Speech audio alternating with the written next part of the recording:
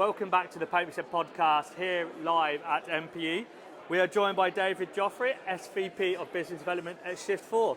David, thank you for joining us. Tell us a little more about yourself and tell us about Shift4 that seems to be everywhere at the minute.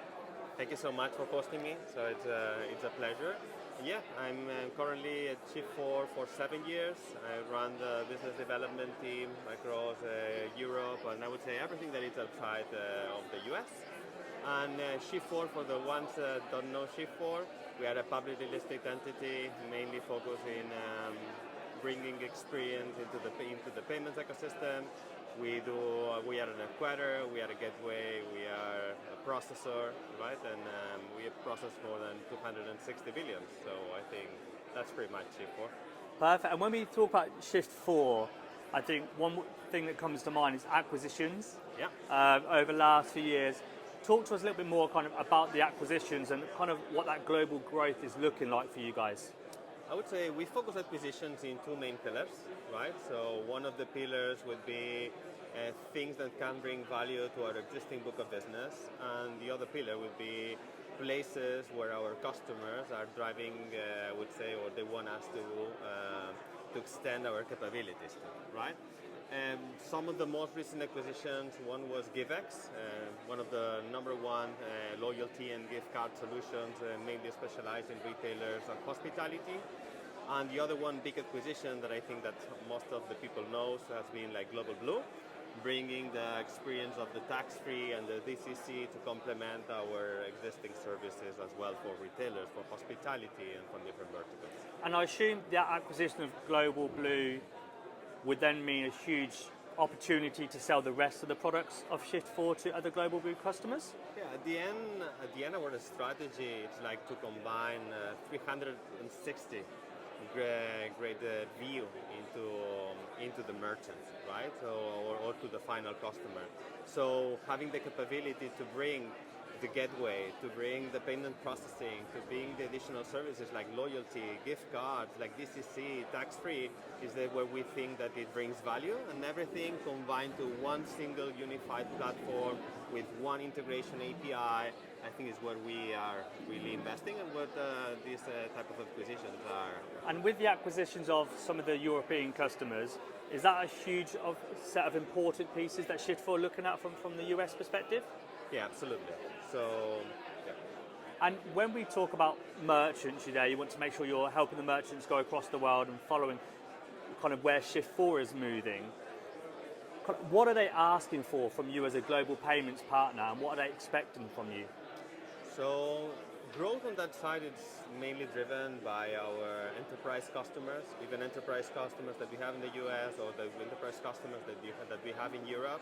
And mainly what they are requesting from us is like, hey, I want to be integrated to you, but I don't want the hassle to be complete, start from the scratch, tech integration in order to expand into the new market. So what we bring is like one unified connection, right? To bring that to bring all those capabilities. That obviously, if someone is expanding into Europe, you would expect to have like local currencies, local people in the ground, local languages, and everything into one single platform. It sounds like, and the conversation we have with merchants is what a merchants want, is what you mentioned, is one integration that allows you to go into any country in any region and have one necessarily card provider, but also one local payment provider, one gift card or loyalty provider. It sounds like that's what Shift4 is striving to do.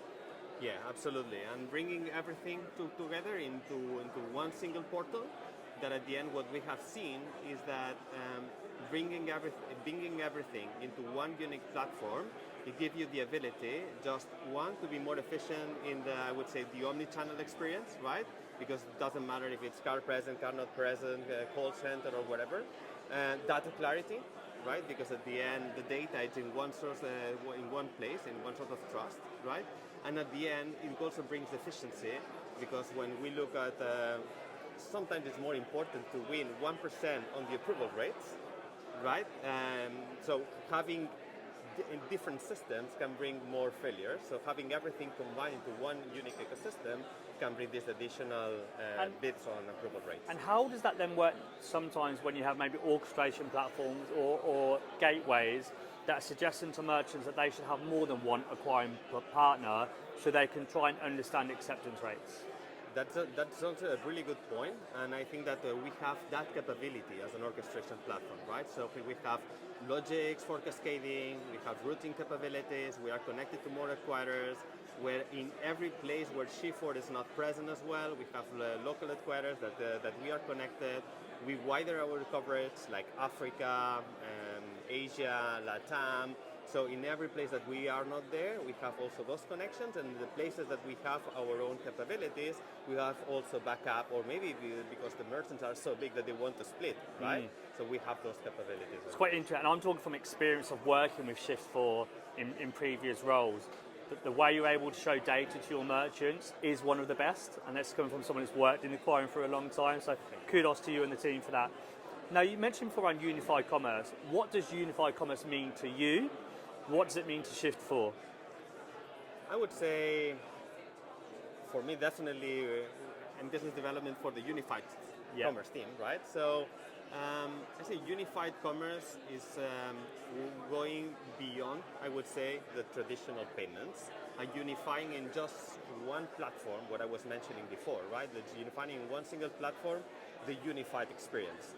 That could be, I don't know, like invisible supermarkets with the autonomous, I would say, and integrating all these partners, or ISVs, or when we go into the stadium, having the restaurants, having the ticketing, having everything integrated with all the, I would say, third-party providers, and having everything into one single point of interaction for the merchant side, right?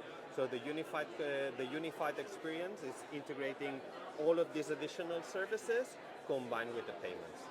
And you mentioned there around stadiums, obviously Shift4 are doing quite a lot in that space. Yep.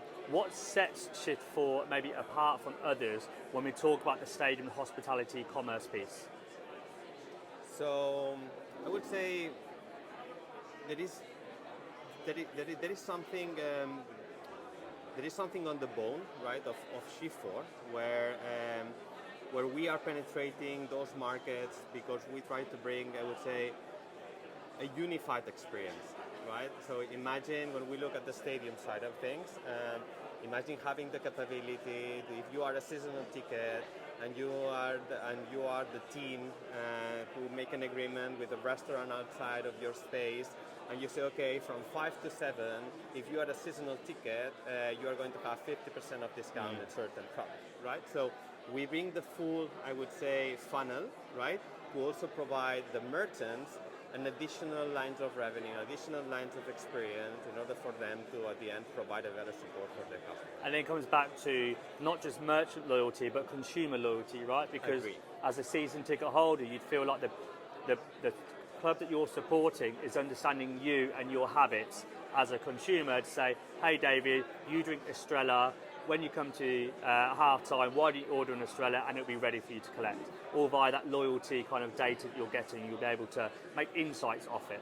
Absolutely, and even going and being on the match, seeing the match, I say, okay, it's 5 minutes close to the halftime, and then I pick up my phone and then I check, okay, my order is this, and this, and I go and just pick without not. I love the innovation, right? So that's innovation. And what do you think is needed to help push innovation as an industry? I would say from our side, we see it as well in 2 pillars. One pillar is like innovation is driven by our existing customers. So some of our customers, they need or they want to expand to new places or to have a new functionality, a new product. And the other thing is that we are heavily investing in trying to look at market trends, AI, everyone now is talking about AI, but definitely something that we have implemented in the onboarding processes. We are looking at AI in other type of environments like fraud prevention, etc. So I would say that's the 2 main pillars that we see that is driving innovation for Shift4. And we look at maybe some of the merchants that Shift4 are working with. We had good things around the crypto space. Yep. Tell me a little bit more kind of where Shift4 sees crypto and stablecoin. Yes, they're buzzwords, but where do they sit within the Shift4 ecosystem and kind of views of payments? I would say, let me place that analogy on the stablecoin. Stablecoins bring like the speed of internet, right? with the, I would say, with the security of the underlying asset, that it could be the euro or the dollar, right? So I think it's extremely important for B2B customers because it allows them to move money across different markets in the speed of light, like to have that everything absolutely immediate, right? And we have several customers and verticals that are really interested, and we are getting a lot of traction. Nice. And when it comes to what merchants are asking for, are you having more merchants asking you questions around crypto and maybe accepting that as a payment method, but also receiving settlement in them payment methods as well? Yeah. If we look at the type of merchants that are interested right now, it could be high luxury retail, it could be travel, it could be, I would say, the newborn digital type of merchants, Forex, or amongst other, right? And what they are valuing is like the settlement of stablecoins is the capability to settle on the following day anywhere in the world where you have the bank account, right? It's like the immediate push payments, right? And I think that this is going to be, it's going to evolve into immediate settlement per transaction. Yeah.